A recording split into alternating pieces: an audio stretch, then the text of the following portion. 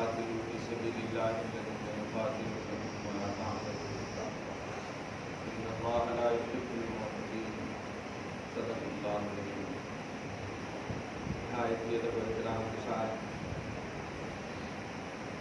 بارگاہ رسالت مآب والی رسالت مآب میں حضرت السلام و سلام علیہ سیدنا و شفیعنا و حبیبنا مولانا محمد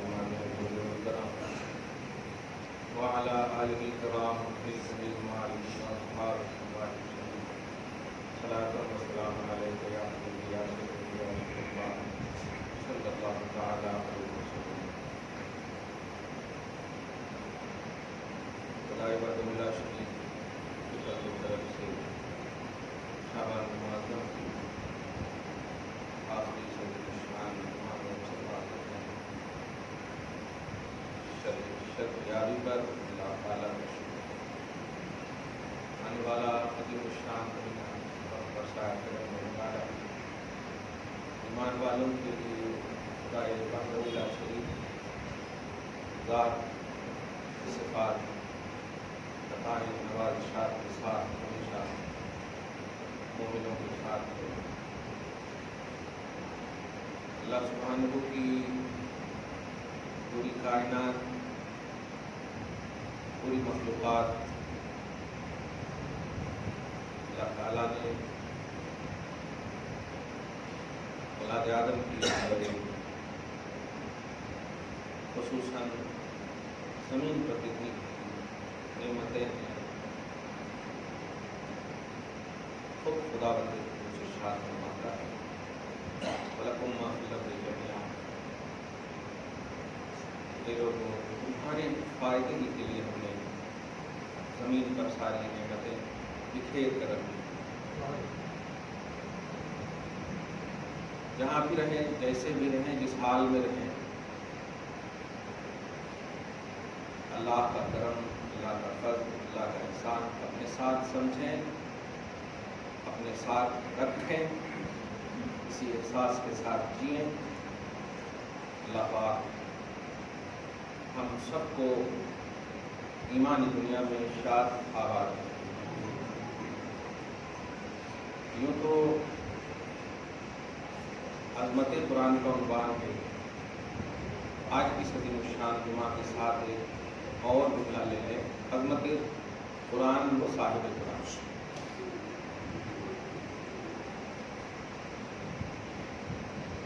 ہفتہ اتوار کی درس قرآن میں بھی جملہ کہا تھا. کبھی بھی آپ کے اسلامک لا پہ ایمانی پہلو پہ آپ کی ریلیٹڈ آف توحید اور رسالت ایمانیات اور اسلامیات سے متعلق کبھی بھی کوئی مخالف سمت کی ہوا دکھے محسوس ہو نہ یہ کہ آپ اس ہوا سے متاثر ہوں بلکہ اپنے ایمان میں اضافہ کا اسے سبب جانیں اپنے ایمان میں بڑھنے کا ذریعہ مانیں. اور یہی افضل البشر کا اعلان بھی ہے پہچان بھی ہے اور عقیدہ بھی. قرآن اور صاحب قرآن کے حوالے سے خصوصاً ناموس رسالت عظمت صاحب قرآن محمد عربی صلی اللہ علیہ وسلم کے حوالے سے ہماری بشریت کی افضلیت کا سب سے اہم راز یہی ہے کہ آپ اسے دفاع نہ کریں بلکہ دفاع کریں. یعنی آپ اسے پوری توجہ اور توانائی کے ساتھ سمجھیں کہ اللہ پاک ہمارے ایمان کو جلا بخشنا چاہتا ہے. آج جو پوری دنیا میں خصوصاً اپنے ملک میں اتنے طریقے سے 10 سال کے اندر جو خصوصاً دیکھنے کو ملا ہے خدا نہ کرے کبھی ہماری نسلیں ایسا دیکھیں لیکن ایمان میں اضافہ کا سبب بنا محبت رسول میں بڑھوتری کا ذریعہ بنا اور قرآن اور صاحب قرآن کے مطالعہ کے لیے ایک کوشش کی راہ ملی. اللہ سبحانہ کو ہم سب مومنوں کی ایمان کی حفاظت فرمائے مسلمانوں کی حفاظت فرمائے. جب سے دنیا آباد ہوئی ہے حق اور باطل کی جنگ شروع ہے، اور یہ رہے گی اس وقت تک جب تک کہ قیامت نہ آئے۔ لیکن اللہ پاک نے وعدہ فرمایا ہے جاء الحق وزهق الباطل، حق ہی بلند ہوگا اور باطل مٹے گا۔ ان الباطل کان زہوقا، کیونکہ باطل کو مٹنا اس کی قسمت میں رکھ دیا۔ اگر کا جملہ نہیں بولوں گا، بے شک ہمارا دین حق ہے، ہمارا مذہب حق ہے، ہمارا ایمان حق ہے، ہمارا اسلام حق ہے، ہمارا قرآن حق ہے، ہمارے نبی حق ہے، بعد الموت حق ہے، سب حق ہے۔ تو اللہ پاک کے وعدے کے مطابق جاء الحق، حق ہی بلند ہوگا، حق ہی سر بلند ہوگا، اور انشاءاللہ باطل مٹے گا، کیونکہ اس کی قسمت میں مٹنا ہی ہے۔ مسلمان ختم ہو سکتے ہیں لیکن اسلام ختم نہیں ہوگا، مومن ختم ہو سکتے ہیں لیکن ایمان ختم نہیں ہوگا۔ اللہ پاک نے یہ جب ہمیں فکر دی ہے تو اسی تصور میں ہم جیے۔ الحمدللہ اللہ پاک ہم سب کو آنے والے عظیم الشان مہینے کی دولتوں سے مالا مال فرمائے، عظمتوں سے، سعادتوں سے مالا مال فرمائے۔ ایمان ہمارے پاس ہے، احکام شرع ہمارے پاس ہے، رہنما اصول ہمارے پاس ہیں، سارے ضابطے اسلام، ضابطے اخلاق و کردار ہمارے سامنے ہیں، پاس ہیں۔ ضرورت اس بات کی ہے کہ جب جو جس موقع سے جس کو استعمال کرنے کا حکم ہو اسی پر آپ اس کو استعمال کریں، عمل کریں۔ اللہ پاک ہم سب کو آبادی ایمان اور جسم نصیب فرمائے۔ آج عظمت قرآن کے حوالے سے سورہ بقرہ ہی کی 3 آیت کا ترجمہ کروں گا، اور سورہ بقرہ ہی میں اس سے 1 برس پہلے عظمت رمضان کے حوالے سے بھی 2-3 باتیں کہوں گا، اور کیا کہوں گا، سب باتیں الحمدللہ، بس کوشش یہ ہو کہ کوئی ایک ایسی بات ہو جو آپ کی اور ہماری زندگی کو بدل دے، ایسی بات آ جائے۔ ہم سب جانتے ہیں قرآن حق ہے، ہم حق ہیں، سب حق ہیں، لیکن ہمارا جو پریکٹیکلی پہلو ہے وہ بھی ہم جانتے ہیں کہ بالکل انکمپلیٹ ہے۔ اللہ تعالیٰ اس میں ہمیں آبادی نصیب فرمائے۔ جانتے ہیں آپ صرف نبی صلی اللہ علیہ وسلم کے حکم کی، فیصلے کی، آپ کے قول کی، سمجھیں آپ بات کی اطاعت نہیں ہوئی تھی تو آج بھی قرآن پاک سورہ نساء کی آیت نمبر 65 میں یہ بات مرقوم ہے کہ زبان سے کلمہ کتنا بھی وہ پڑھ لیں، اگر مصطفیٰ نے حکم دے دیا، اگرچہ مومن کی خواہش کے خلاف ہے، اسی خلاف کے کرنے کا نام ترجیح قول مصطفیٰ کی بنیاد پر ایمان مکمل ہوگا۔ اور چنانچہ ایسا ہی ہوا کہ نام نہاد مسلمان نے حضور کے فیصلے پر عمل نہیں کیا۔ حضرت عمر بن خطاب نے کیا کیا؟ پورا قرآن آپ دیکھیں سورہ نساء کی آیت نمبر 65 میں ایک بات پر صرف عمل نہیں کیا، اللہ پاک نے آیت قرآنیہ نازل فرما دی اور حضرت عمر بن خطاب کی تائید فرمائی باضابطہ۔ میں اتنا کہنا چاہتا ہوں کہ آج کیسے کیسے جملے کہے گئے میرے آقا صلی اللہ علیہ وسلم کے حوالے سے کہے جا رہے ہیں، جانتے ہیں یہ حضور کی شان اور آپ کے اسٹیٹس اور لیول پر کچھ حرف آنے والا نہیں ہے، لیکن اللہ پاک دفاع کیوں نہیں فرما رہا بلکہ اظہار دفاع تو فرما رہا۔ وَالْعَذَابُ الْآخِرَةِ اکبر کا جملہ ہی دفاع ہے، دفاع تو فرما رہا ہے، یقیناً دفاع فرمائے گا اور دکھائے گا، لیکن اظہار نہ کرنے کی ایک وجہ سمجھ میں آتی کہ محبت مصطفیٰ میں نعرے بازیاں تو ہمارے پاس ہیں، حقیقت نہیں۔ جو غلامی مصطفیٰ کا نعرہ ہے، جو محبت کا نعرہ ہے، اسی لیے صحابہ کرام نعرے نہیں لگاتے تھے، محبت پیش کرتے تھے۔ آپ دیکھیں گے جو آج ہماری محفلوں میں، ہمارے جلسے اور جلوسوں میں، ہمارے پروٹیسٹ میں، یہ سب میں جو کون نعرے لگاتے ہیں؟ جو فجر کی نماز نہیں پڑھتے، وہ نعرہ کھوکھلا ہے۔ یہ نعرہ محض کھوکھلا نعرہ ہے، زبانی ادعا ہے، جبکہ ایمان تصدیق قلبی کا نام ہے، دل سے سچا ماننا، اور دل سے جب سچا مانتا ہے انسان تو اس کی زبان اس کی راہبر بن جاتی ہے، اس کا موافق بن جاتی ہے، اس کے مطابق کرتی ہے۔ اللہ پاک ہمیں وہ دل عطا فرمائے۔ پورا منظر جب کھینچ لیے تو آئیے ان لوگوں کے حوالے سے تھوڑی سی بات کر لیں جنہوں نے قرآن پر آج کے پرفتن دور میں، اور شر القرون کہتے ہیں، خیر القرون تو ہو ہی نہیں سکتا، ایسے دور میں اس قرآن پر حملہ کرنے کی بات، حملہ کرنے کی بات کہی ہے، جس قرآن کو خالی سینے سے لگا لیں تو سینہ منور ہو جائے، چوم لیں تو زبان پر جہنم کی آگ حرام ہو جائے، رکھ لیں سر پر تو تاج بن جائے، ایسے قرآن سے آیتیں نکالنے کی بات کی ہے۔ تھوڑا سی آئیں اور ان کی کم فہمی اور قصور ذہن کا تھوڑا سی مطالعہ کریں، بلکہ آپ دیکھیں اللہ پاک نے ہم سب کی قسمت کو کتنا اعلیٰ بلند بالا فرمایا ہے۔ اس بات کو یاد رکھیے گا کہ ہماری آزمائش ہے، ہم سب کی آزمائش ہے۔ میرے آقا صلی اللہ علیہ وسلم پر اتنے حملے ہو رہے ہیں لیکن اظہار دفاع اللہ نہیں فرما رہا ہے۔ تھوڑا ہم سب جائزہ لیں۔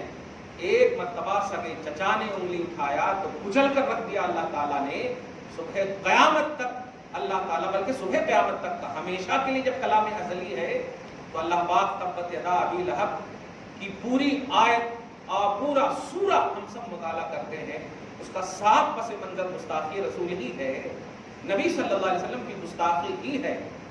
آج صاحب ایک جملہ کہا تھا تو تباہ ہو جا بس، لیکن اس بدبخت نے جو نبی پر ریمارک کیا ہے، آپ دیکھے ہوں گے سوشل میڈیا پہ کیا کیا جملے بکے ہیں۔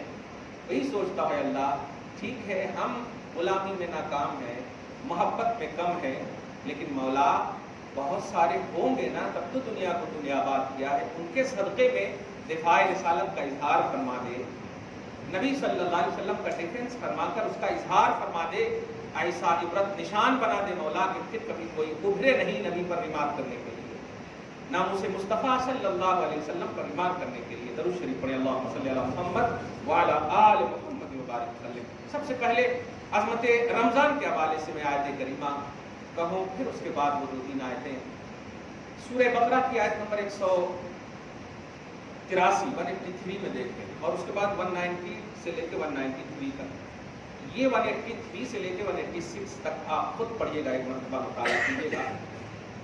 یا ایھا الذین آمنوا کتب علیکم الصیام، اے ایمان والو تم پر روزے فرض کیے جا رہے ہیں، تم پر روزے فرض، اس لفظ پر غور کیجیے، تم پر روزے فرض کیے گئے ہیں، اس لفظ تم کے خطاب اے ایمان والو آپ ہو، اس لیے خدا را اب بہانے بازی نہ کرنا۔ اللہ پاک لینے سے پاک ہے، نفس سے پاک ہے، خواہش سے پاک ہے، ہر چیز سے پاک ہے۔ میں ہمیشہ ایک درس میں ایک جملہ کہتا ہوں کہ جو آپ کو حکم دے، جیسے ہم اگر آپ کو حکم دیں، میرا باپ آپ کو حکم دے، تو کوئی بھی اگر حکم دیتا ہے تو حکم دینے والا اگر وہ مخلوق ہے، نفس والا ہے، خواہش والا ہے، تو کچھ نہ کچھ اس کا فائدہ اس کے اندر ہے، کچھ نہ کچھ فائدہ ہے، کچھ نہ کچھ۔ لیکن اللہ تو نفس سے پاک ہے، کھانے پینے سے پاک ہے، وہ تو عیش وغیرہ کے پہلو سے پاک ہے، سونے سے پاک ہے، سب سے پاک ہے۔ وہ جب آپ کو کوئی عمل کا حکم دے گا تو اس کا صاف مطلب یہ ہوا کہ بے لوث حکم ہے، بے لوث حکم ہے۔ اب اس کو بے توجہی اس میں کرنا اس بات کی صریح دلیل ہے کہ آپ نے خدا کو نہ سمجھا۔ ہمارے حکم کو آپ نہ مانیں گے، اس میں تھوڑی سی بات ہو سکتی ہے، اپن دیکھیں تب کھا پی کے موٹا گئے ہیں اور دوسرے کو حکم دیتے ہیں بھوکے رہتے ہیں، ہو سکتا ہے کیونکہ ہم کھاتے ہیں، ہم پیتے ہیں، ہمارے پاس نفس ہے، یہ ساری چیزیں ہیں، یہ سوچ سکتے ہیں۔ لیکن جب خدا حکم دے تو سمجھ جائیے کہ خدا وحدہ لا شریک صرف اور صرف آپ ہی کی بھلائی چاہتا ہے۔ اے ایمان والو تم پر روزے فرض کیے ہیں، کھانے پینے، اور اگر بیوی والے ہو تو رک جانا، طلوع فجر سے لے کر غروب آفتاب تک رک جانا، یہ میرا حکم ہے۔ عالم خیال میں آپ سوال کیجیے اللہ کیوں؟ آپ بھی کیوں کہہ رہے ہو کھانے سے میں پاک ہوں، پینے سے میں پاک ہوں، بیوی سے میں پاک ہوں، اور ان تینوں سے تمہیں بچنے کا حکم دے رہا ہوں؟ جب میں پاک ہوں تو اس کا صاف مطلب یہ ہے کہ میں وہ کھانا کھاؤں گا نہیں، میں وہ پانی پیوں گا نہیں۔ گھر میں اگر آپ کو روک دے کہ وہ کھانا نہیں کھانا تو آٹومیٹک دماغ میں آتا کیوں آپ نہیں کھائے کیا، کون تو آنے والے ہیں کیا، یہ آٹومیٹک فکر ہوتی ہے۔ اگر روک دیا جائے وہ پانی نہیں پینا، وہ یوز نہیں کرنا، اس کا مطلب یہ ہوتا ہے کہ نئے بولنے والا وہ کچھ تو ہے، یا تو خود استعمال کرے گا یا کوئی اور ہے۔ لیکن اللہ پاک جب کہہ رہا ہے تو صاف مطلب یہ ہے کہ وہ کھانے سے پاک ہے، آپ کو کیوں روک رہا ہے، پینے سے پاک ہے، آپ کو کیوں روک رہا ہے۔ बीवी से पाक है, आपको क्यों रोक रहा है? इसका साफ मतलब ये है कि कुछ तो आपके साथ भलाई चाह रहा है। ये दहशतगर्दी हो ही नहीं सकती। वो देने वाला है, वो खालिक है, वो रज़्ज़ाक है। कोई दुनिया में रोके कि ये पानी कर बंद कर दो तो यजीदियत है, ये कर बंद कर दो वो है यजीदियत है। खालिक अगर कोई चीज से आपको रोके तो इसका साफ मतलब ये कि आपकी भलाई चाह रहा है। इसीलिए अल्लाह पाक ने आगे फरमाया लअल्लकुम तत्तकून, ए ईमान वालों मैंने जो रोका है ना, इस रोकने का भला या इस रोकने की भलाई तुझ तक ही रुजू करने वाली है, तुझ तक ही लौटने वाली है। तुमको मैं मुत्तकियों में शुमार करूंगा। तुम्हारे अंदर तकवा का जज्बा आएगा, तुम्हारे अंदर परहेजगारी का जज्बा आएगा। चलते चलते एक जुमला बोल दूं, ज़कात का भी कॉन्सेप्ट यही है। देने के लिए क्यों कहता है अल्लाह ताला? देता है वो आपको, दौलत देता है आपको और कहता है 2.5% आप निकाल लो। क्यों? जानते हैं अल्लाह ताला ये चाहता है कि बखीली आपके अंदर ना आए, सिर्फ इनकमिंग की फिक्र ना हो, सिर्फ आने की फिक्र ना हो।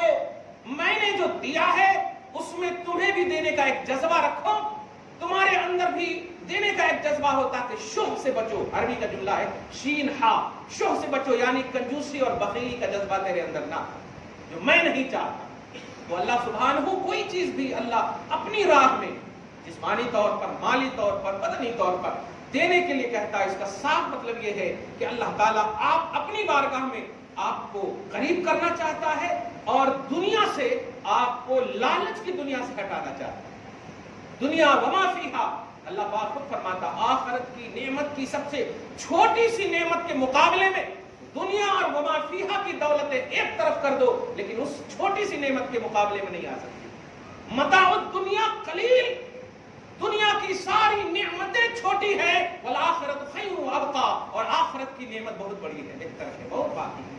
तो उस आखिरत की नेमत के लिए अल्लाह पाक आपको करने का हुक्म देता है या जो न करने का हुक्म देता है उस पर अमल करेंगे तो आप सोच लें कि सारी दौलतें भी आप दुनिया को बना लें, दुनिया आपकी बन जाए, सारी दुनिया आपकी बन जाए दौलतों के बाप में, लेकिन आखिरत के मुकाबले में उसकी कोई हैसियत नहीं। खुद कुरान में कहते हैं ए ईमान वालों तुम पर रोजे फर्ज किए। इस बुनियाद पर, इस उम्मीद पर ध्यान दीजिएगा। वाह ए नफ्स मौला, न खाने वाला मौला, न पीने वाला मौला, न बीवी रखने वाला मौला कह रहा है कि मैं उम्मीद करता हूं कि तुम मुत्तकी बन जाओ। खुदा के भरोसे को मत तोड़िएगा, खुदा की उम्मीद को मत तोड़िएगा। और उस खुदा की उम्मीद को जो खुदा बेलौस है, जिसका हुक्म बेलौस है, उसने तुम पर भरोसा किया ईमान वालों, रोजे रखना। बड़े अफसोसनाक पहलू है कि आज एहतमामाते इफ्तारियां तो बड़ी होती हैं। इहाता फिक्र करते हुए एक जुमला कह रहा हूं, कैच कीजिएगा, देखिएगा। जब कभी हमारे अंदर कोई कमी हो ना और उस कमी पर कोई आपकी रहबरी करे तो आप बजाय उसको डांटने के उसका शुक्रिया अदा किया करें। ये मोहम्मद अरबी सल्लल्लाहु अलैहि वसल्लम की उसवा हसना का आला पैमाना कह रहा हूं।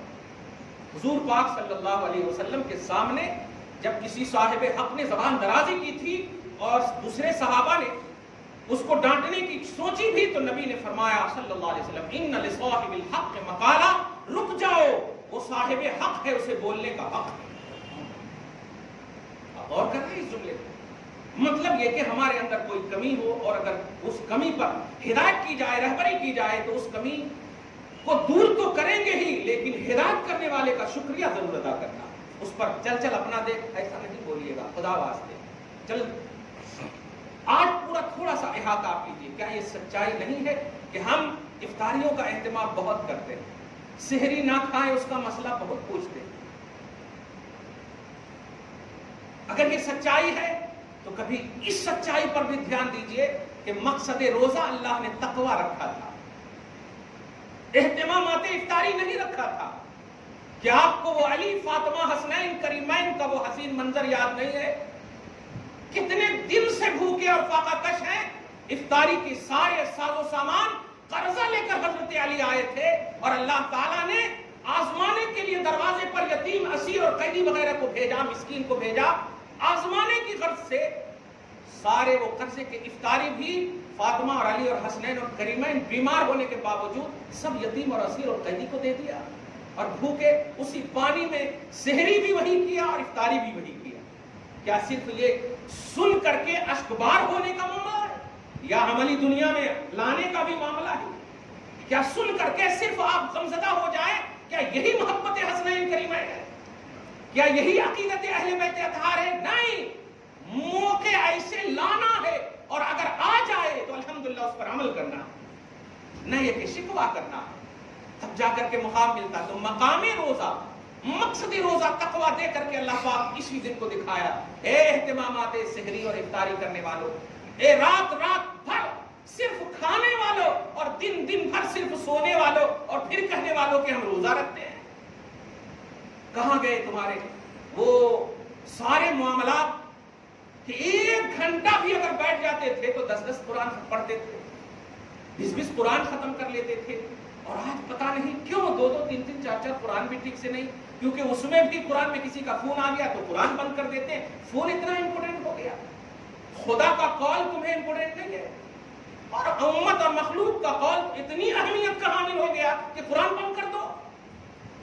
جب تک آج کھیڑے گاؤں میں جاؤ، میرے والد صاحب ابھی بھی یہی جملہ کہتے ہیں، بیٹا پڑھ لیو تم لوگ صحیح ہے، مسئلے بتا دیو تم لوگ صحیح ہے، لیکن آج بھی 17 رکعت اگر پڑھنے والا کوئی انسان عشاء کی نماز میں ہے تو وہ ہے کھیڑے گاؤں کا.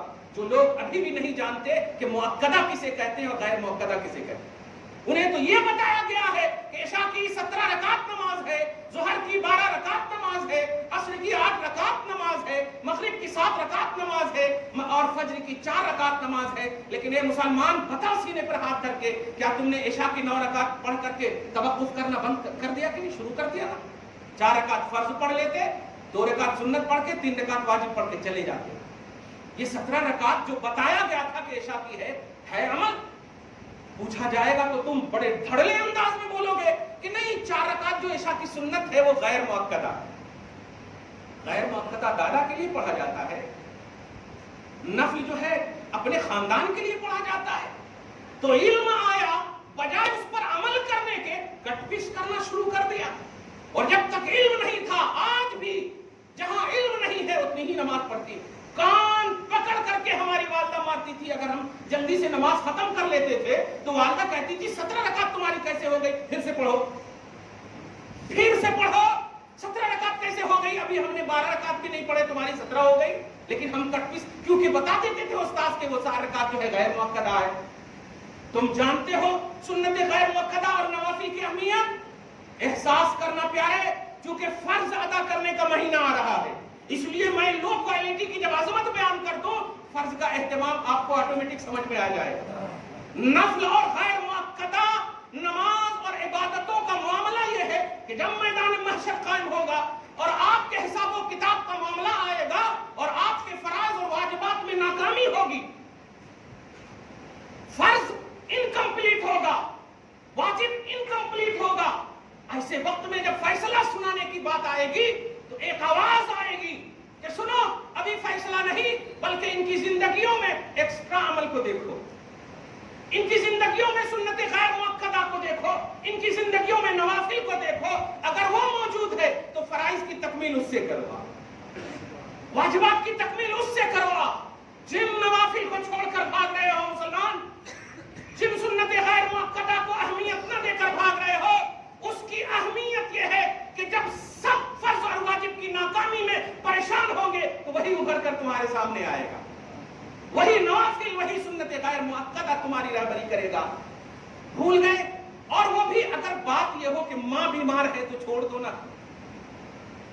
گھر میں والد بیمار ہے تو چھوڑ دو، خاندان کا کوئی فرد بیمار ہے تو چھوڑ دو. یعنی ایسی چیز کہ تیرے بغیر وہ چیز ممکن ہی نہیں ہے، ممکن ہی نہیں ہے تو چھوڑ دو، بالکل ثواب ملے گا نفل سے زیادہ. لیکن تم دوست کے فون کو، کیونکہ عام مطلب دعوتوں کے فون کو، نفس کو ترجیح دے دیا تم نے.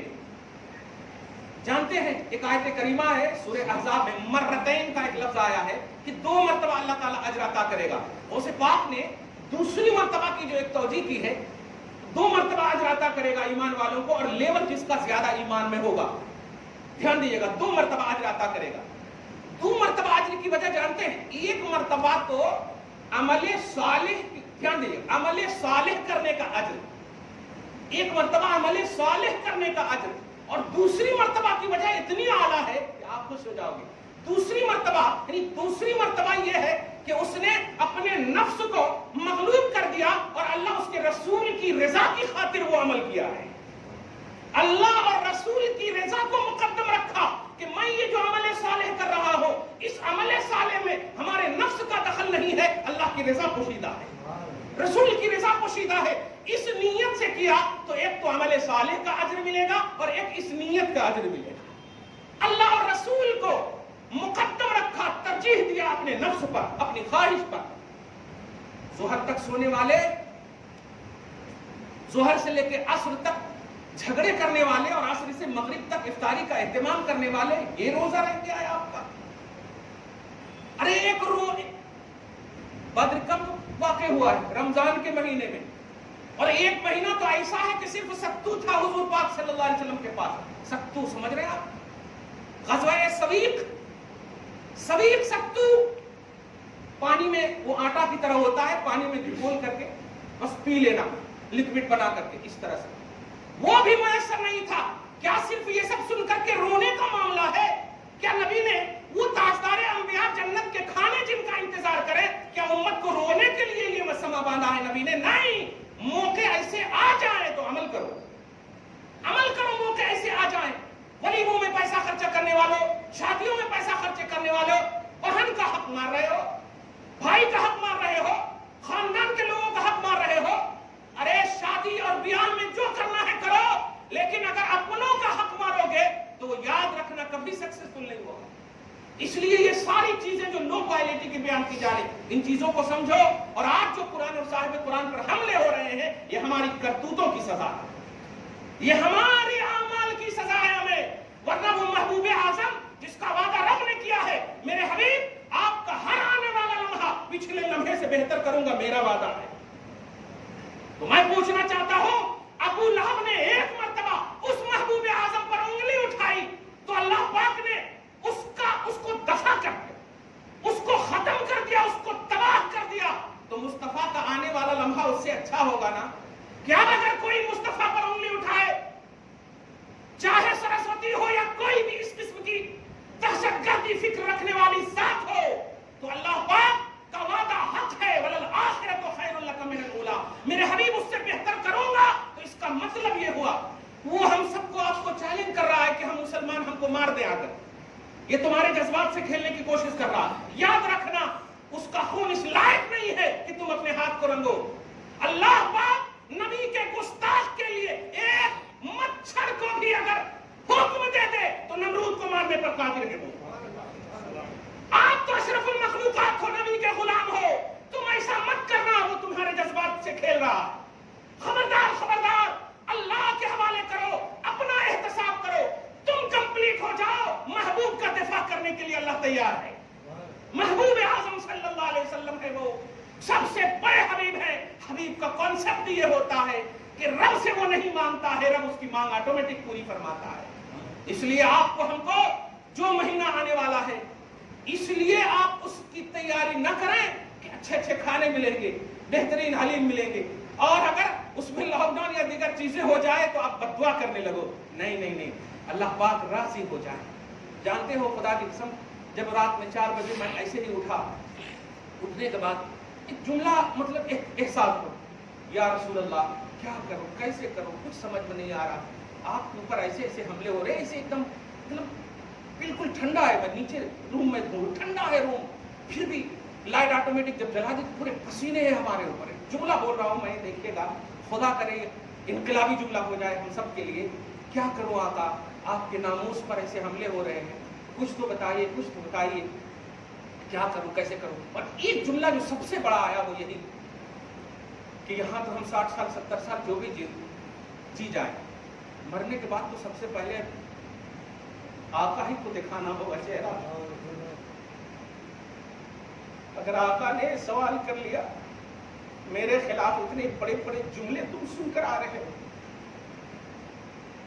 اتنے بھدے جملے میرے خلاف سن کر آ رہے ہو، اتنی اعلیٰ کوالٹی کے باوجود कोई पर्दवे उमर नहीं पैदा हो रहा है, कोई सच्चा आशिक पैदा नहीं हो रहा है।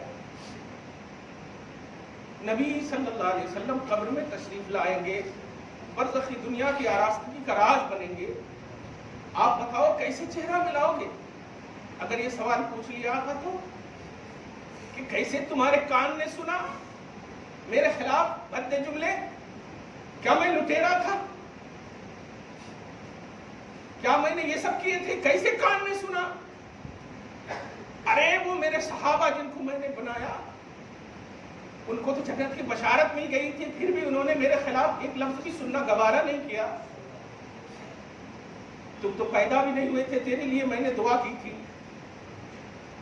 ऐसे सब जुमले सुनकर आ रहे हो।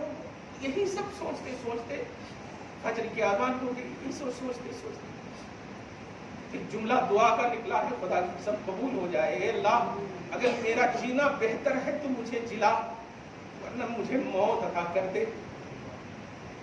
ऐसी जिंदगी नहीं चाहिए मुसलमान जिसमें अजमत रिसालत के खिलाफ कान में आवाज आए। ऐसा जीना नहीं चाहिए। मेरी जान, मेरी अहलो अयाल, अरे हुजूर के बाप की मंजिल में रहने वाले सहाबा जब कहते थे मेरे माँ बाप पर कुर्बान हो, कैसे आप दिखाओगे अपने हबीब को चेहरा? और फिर जब कब्र के में नाकाम हो जाओगे तो हश्र में भी तो मेरे मुस्तफा की खातिर वो हश्र का मैदान भी अल्लाह बर्पा फरमाने वाला, वहां कैसे सारा सवाल छोड़कर एक ही सवाल करेगा कि जिस महबूब के लिए मैंने सारी कायनात की रौनकें बहारें रखी थी, उन बहारों में ए आयशो आराम की दुनिया आबाद रखने वालों, मेरे हबीब के खिलाफ तुमने सुना कैसे? मेरे हबीब के खिलाफ तुमने पढ़ा कैसे, देखा कैसे? क्या कर सकते हैं? ए अल्लाह, बस तू ही कुछ तो कर इस दिल पर या इस माशरे पर, इस मुल्क पर, बच के आलम पर। मैं उन तमाम ममालिक इस्लामिया से एक सवाल करना चाहता हूँ, और ए मुसलमान, अब भी तो आंख ले, अब भी तो होश के नाखून ले। मरकज इस्लाम जिस सऊदी अरब को बोलते हो, बताओ ममालिक इस्लाम आज तकरीबन 50 से ज्यादा इस्लामी सल्तनतें हैं। मेरे नबी के खिलाफ बोलने वाला एक भी इस्लामी मुल्क कोई जुमला, कोई ऐलान, कोई प्रस्ताव नहीं पेश कर रहा है। वो कैसे इस्लामी मुल्क है? एक कुवैत के सरदारों, एक किंग ऑफ सऊदी अरबिया, क्या हो गया है? तुम मरकज़ इस्लाम का किंग है, तू इस्लाम का किंग नहीं हो सकता, इसलिए कि इस्लाम मोहम्मद रसूलुल्लाह है, आका है मेरे इस्लाम, और अगर उसी पर उंगली उठ जाए तो तू किंग नहीं हो सकता है। इसलिए तमाम ममालिक इस्लामिया के बादशाहों, कुछ तो करो, कुछ तो करो, इसलिए कि आज मुसलमान पर नहीं, सबब इस्लाम पर उंगली उठाए। आज वजह इस्लाम पर उंगली उठा है, जिसके लिए तुम रमजान की तैयारी कर रहे हो, उस नबी के सदके में रमजान मिल रहा है। जिसके लिए कुरान की तिलावत कर रहे हो, उस नबी के सदके में मिला है। और तुम्हारी पहली रिस्पॉन्सिबिलिटी होती है कि तुम इस्लामी मुल्क हो। इस्लामी मुल्क का उन्वान है मोहम्मद रसूलुल्लाह, इस्लामी मुल्क का उन्वान है तहफ्फुज़ नामूस रिसालत। अज़मत मुस्तफा नहीं बची तो इस्लामी मुल्क नहीं बचेगा, मुसलमान नहीं बचेंगे। इसलिए कुछ नहीं कह सकता। क्या कहूंगा? ये दर्द दिल था, सोज़े दिल था, जो हमने आपके सामने पेश कर दिया है। खुदा करे इनमें कोई ऐसा नेक बंदा हो जिनके दिल की पुकार अल्लाह कबूल कर ले। और नमरूद जैसा तो ये बदबख्त नहीं है। अल्लाह, तूने एक मच्छर से उसकी तबाही का सामान किया है। ए अल्लाह, ऐसे कीड़े इनके दिमाग में पैदा कर दे ताकि इबरत निशान बन जाए और मेरे आका के खिलाफ कभी कोई सोचने के लिए भी तैयार ना हो। और ए अल्लाह, दुआ करो हम मुसलमानों की इज्जत बचा ले, हम मुसलमानों की इज्जत बचा ले। मौला, हम नफ्स के दलदल में, नफ्स अम्मारा के दलदल में फंसे हुए हैं। परवरदिगार, हमें इस नफ्स अम्मारा से निकाल करके नफ्स मुतमइन्ना और नफ्स लव्वामा दुनिया में आबाद कर दे। मौला या अल्लाह, हर लम्हा तेरा है, हर वक्त तेरा है, हर सांस तेरी है, हर हुक्म तेरा है, हर इज़्न फैसला तेरा है, हर इरादा और मशीयत तेरी चलती है। परवरदिगार, हमें बचा ले, हमें बचा ले, हमारी आंखों और कानों से ऐसे देखने और सुनने ना दे। मौला, جس میں تیرے حبیب کے خلاف دیکھنے اور سننے کو ملے۔ پروردگار یہ سچ ہے کہ ہمارے جذبات کو ابھارنے کی کوششیں کی جا رہی ہے، لیکن اے مسلمان نہیں، تو اپنے حبیب کے اسوہ حسنہ پر عمل کرنا، وہ رحمت للعالمین ہے۔ تیرا آقا دہشت گرد نہیں، تیرا مذہب دہشت گرد نہیں، تم دہشت گردی کے خاتمہ کے لیے پیدا کیے گئے ہو۔ اللہ ہمیں ایسی سوچ نصیب فرما، ہمیں ایسی فکر عطا فرما، اپنے حبیب کا سچا غلام بنا دے۔ رمضان کی قدر کی توفیق نصیب فرما، صاحب قرآن کی قدر کی توفیق نصیب فرما۔ ہماری عبادتیں اگر لائق قبول ہے مولا تو قبول کرتے ہوئے ہمیں دائمیت محبت مصطفیٰ نصیب فرما۔ آمین بجاہ سید المرسلین وما علینا الا البلاغ المبین۔ جو سنت نہیں پڑھ سکے سنت پڑھ